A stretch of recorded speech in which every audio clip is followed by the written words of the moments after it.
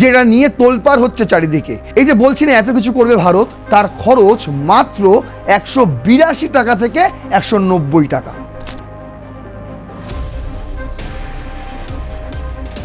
মানে 182 টাকায় কিন্তু পাকিস্তানকে পুরো যুদ্ধ থেকে, মানে যুদ্ধের ময়দান থেকে আউট করে দিতে পারে ভারত। আগামী দিনে সেই দিকেই এগোচ্ছে। বরফ ভেঙে ক্রুজ মিসাইল প্রতিপক্ষকে আঘাত হানবে, এমনই জিনিস এবার ইসরায়েলের থেকে আমদানি করছে ভারত। সেই চুক্তি কিন্তু স্বাক্ষর হয়ে গেল নরেন্দ্র মোদীর ইসরায়েল সফর ঘিরে। আর এটাই কিন্তু প্রধানমন্ত্রী, মানে পাকিস্তানের প্রধানমন্ত্রী শেহবাজ শরীফ এবং ফিল্ড মার্শাল আসিম মুনিরের গায়ে জ্বর আসার অন্যতম কারণ। যদি পাকিস্তান কোনো রকম অতর্কিতে হামলা চালানোর চেষ্টা করে, এয়ার স্ট্রাইক করার চেষ্টা করে, ওই যে বললাম আকাশেই খেল খতম হয়ে যাবে, মানে মহাশূন্যেই খেলা শেষ হয়ে যাবে পাকিস্তানের।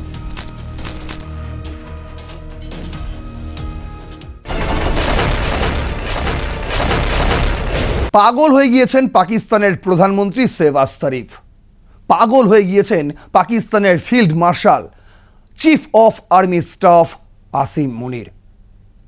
তারা এখন দিবাস্বপ্ন দেখছে, আর সেই দিবাস্বপ্নই দুঃস্বপ্ন হয়ে দাঁড়াচ্ছে। যেটাই করতে যাচ্ছেন সেখানেই বাধা।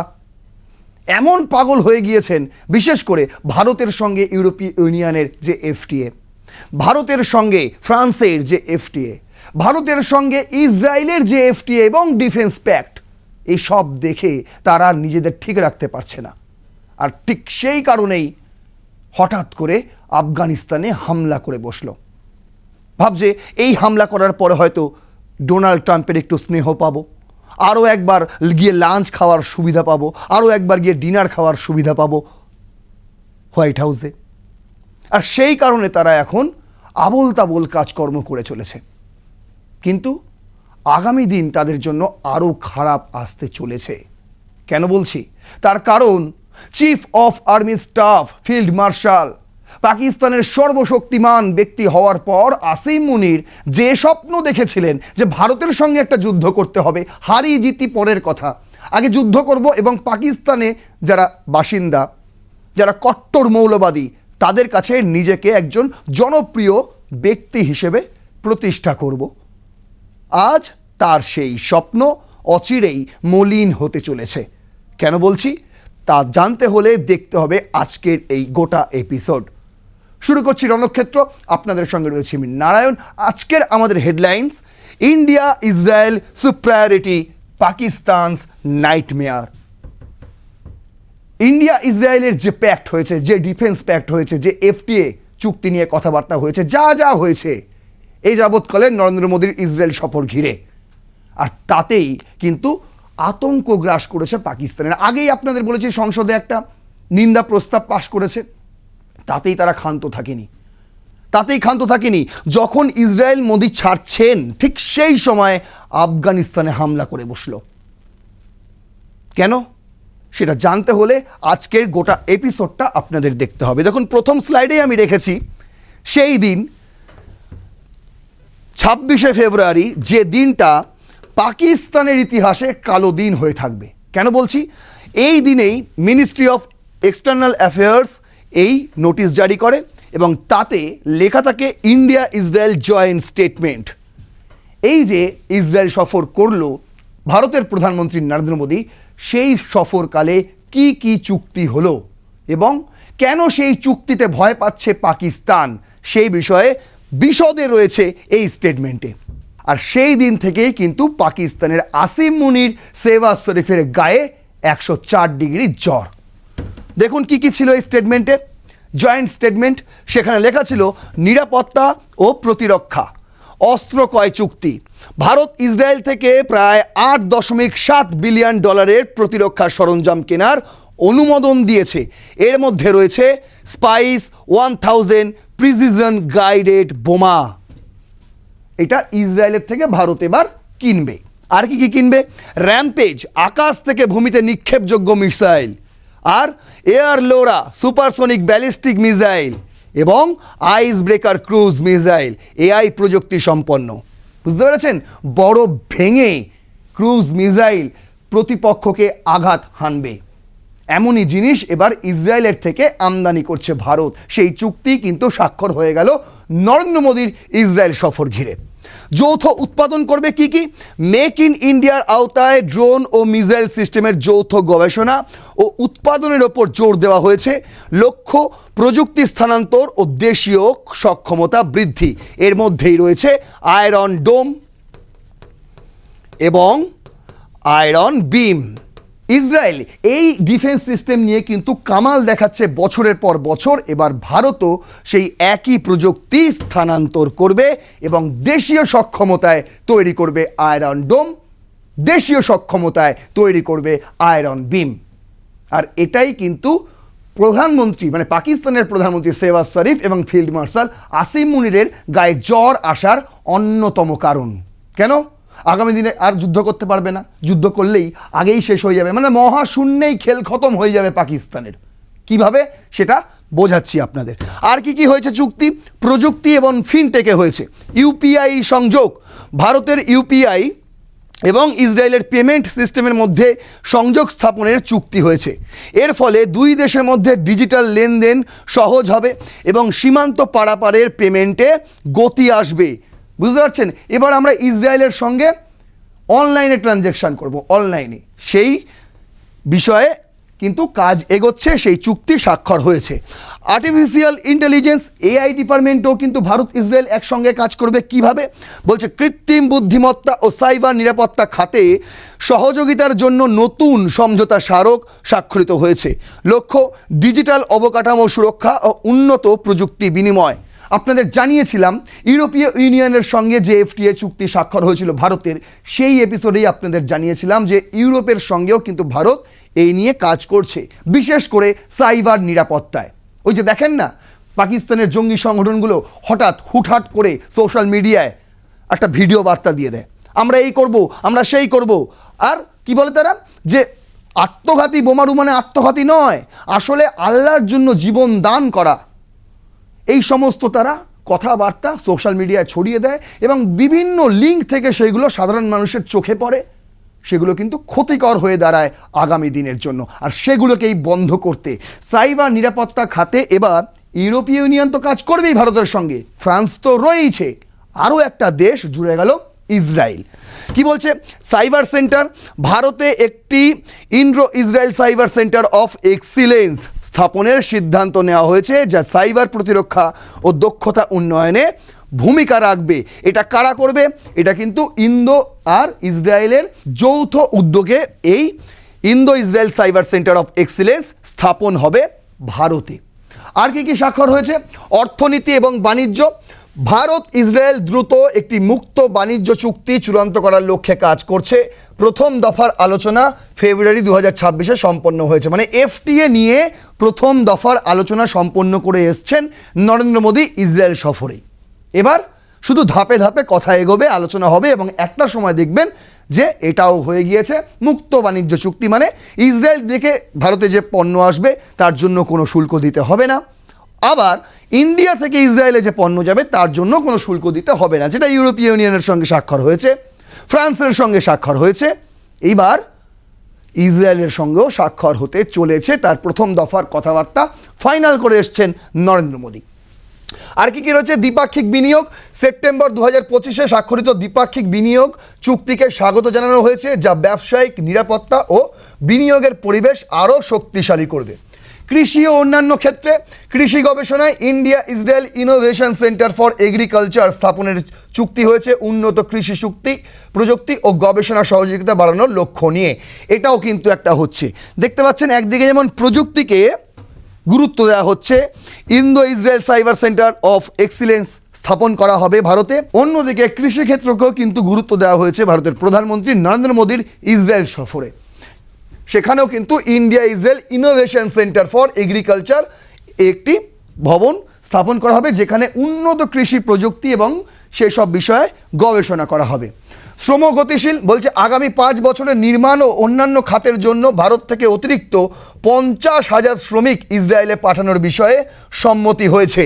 তারপর মৎস্য চাষ, মৎস্য ও জলজ পালন খাতে সহযোগিতার লক্ষ্যে জানুয়ারি 2026-এর একটি ঘোষণাপত্র স্বাক্ষরিত হয়েছে। কিন্তু দেখুন, সবচেয়ে বড় বিষয় যেটা নিয়ে বেশি আলোচনা হচ্ছে সেটা কিন্তু হলো এই মেক ইন ইন্ডিয়ার আওতায় ড্রোন ও মিসাইল সিস্টেমের যৌথ গবেষণা এবং উৎপাদনের উপর জোর। যেটা আমি বললাম, আয়রন বিম এবং আয়রন ডোম, সে বিষয় নিয়ে আপনাদের সঙ্গে একটু কথা বলি। দেখুন, ইন্ডিয়া টিভি করেছে যে how Israel's iron dome could be a game changer for India's mission Sudarshan Chakra. এই যে মিশন সুদর্শন চক্র আজকের নয়, মিশন সুদর্শন চক্র কিন্তু 2025-এর 15ই আগস্ট সেদিনই এ কথা জানিয়েছিলেন ভারতের প্রধানমন্ত্রী নরেন্দ্র মোদী। কি বলেছিলেন দেখুন, হোয়াট ইজ মিশন সুদর্শন চক্র? PM Modi had announced Mission Sudarshan Chakra during his Independence Day speech from the Red Fort last year. According to the Prime Minister, the project will be complete by 2035 and will shield all of key infrastructure of the country. দেশের সমস্ত কি infrastructure যেগুলো রয়েছে তার ওপরে এই ধরনের mission সুদর্শন চক্রের আওতায় আয়রন ডোম তৈরি করা হবে। এটা কিন্তু 2025-এর 15ই আগস্টেই জানিয়েছিলেন ভারতের প্রধানমন্ত্রী নরেন্দ্র মোদী। তিনি আর কি জানিয়েছিলেন? বলেছিলেন, for this the name was derived from Lord Krishna's divine disc. ওই যে সুদর্শন চক্র, সেটাই হচ্ছে সুদর্শন চক্র, যার নামে এই আয়রন ডোম তৈরি করা হবে। এবার বলছে, what would be the three layer in it? 3টে স্তর রয়েছে, 3টে স্তরে এই আয়রন ডোম তৈরি করার একটা পরিকল্পনা রয়েছে। এটা দেখতে পাচ্ছেন ইসরায়েলের। আপনারা জানেন যে হামাস প্রায়শই হামলা করে এবং সেই সময় যখন হামাস ড্রোন হামলা করে তখন মুহূর্তে এই আয়রন ড্রোম সক্রিয় হয়ে ওঠে এবং ড্রোনগুলোকে খুঁজে খুঁজে এইভাবে টার্গেট করে তাদের ধ্বংস করে। এই সেই ছবি। এবার ভারতেও এরকম ছবি উঠে আসবে। For the low altitude layer, Israeli technologies will help against drones, small rockets and mortar cells. It could be similar to that of Iron Dome, incorporating state-of-the-art radar, sensors and AI-based tracking system. It would be help in securing border areas, particularly the military infrastructure there. প্রথম স্তর কি কাজ করবে? প্রথম স্তর কাজ করবে drone, small Rockets এবং মর্টার সেলের বিরুদ্ধে এরা কাজ করবে। মুহূর্তে চিহ্নিত করার পর তাদেরকে ধ্বংস করবে। এর সঙ্গে কীভাবে চিহ্নিত করবে? তার কারণ হচ্ছে state of the art radar রয়েছে এর সঙ্গে, সেন্সার রয়েছে এর সঙ্গে এবং AI বেস ট্র্যাকিং সিস্টেম রয়েছে এখানে। বুঝতে পারছেন? চিহ্নিত যখন করছে তার মুহূর্তেও তো ড্রোন ঘুরছে, বুঝতে পারছেন? সেই সময় AI দিয়ে তাকে ট্র্যাকিং করা হবে। আপনি যেখানেই নিয়ে যান ড্রোনকে সেখানে গিয়েই আঘাত হানবে। এটা হচ্ছে প্রথম স্তরের কাজ। আচ্ছা, সেকেন্ড স্তরের কাজ কি হবে? For the middle layer, security cover would be provided against cruise missile and fighter jets. এখানে তো ছোট ছোট ড্রোন, রকেট এবং মর্টার সেল তাদেরকে চিহ্নিত করে ধ্বংস করা হবে। আর সেকেন্ড লেয়ার কাজ করবে ক্রুজ মিসাইল এবং ফাইটার জেটকে চিহ্নিত করে ধ্বংস করার কাজ এবার করবে second layer. This would include advance version of the Barak 8 MR SAM and LR SAM featuring system for cyber defence and real time data sharing. বুঝতে পারছেন? রিয়েল টাইম ডেটা শেয়ার করবে সেকেন্ড লেয়ার, এতটাই তৎপর থাকবে। Third layer এবং final layer, for the third layer security cover would be provided against nuclear capable ballistic missile. বোঝা গেল? এখানে হচ্ছে drone, small rocket, mortar shell, এখানে ক্রুজ মিসাইল এবং ফাইটার জেট। আর থার্ড লেয়ার কাজ করবে নিউক্লিয়ার ক্যাপেবল ব্যালিস্টিক মিসাইল, সেটাকেও চিহ্নিত করবে এবং মুহূর্তেই ধ্বংস করবে। মানে আগামী দিন এমন হতে চলেছে, ভারত এই আয়রন ডোম এবং আয়রন বিম যদি সক্রিয় করে ফেলে, মানে কাজ সম্পূর্ণ হয়ে যাবে 2035-এর মধ্যে হয়ে যাবে আপনি ধরে নিন। তারপর যদি পাকিস্তান কোনো রকম অতর্কিতে হামলা চালানোর চেষ্টা করে, এয়ার স্ট্রাইক করার চেষ্টা করে, ওই যে বললাম আকাশেই খেল খতম হয়ে যাবে।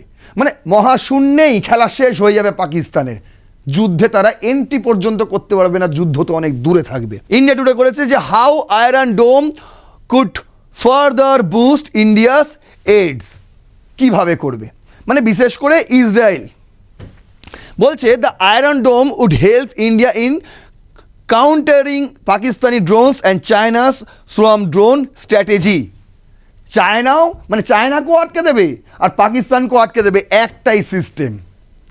যেখান থেকেই আপনারা হামলা করুন না কেন, ওই আকাশেই আপনাদের সীমাবদ্ধতা, ওখানেই আপনারা শেষ হয়ে যাবেন। ভারতের মাটি তো অনেক দূরের কথা, ভারতের বায়ুমণ্ডলেও আপনারা ঢুকতে পারবেন না।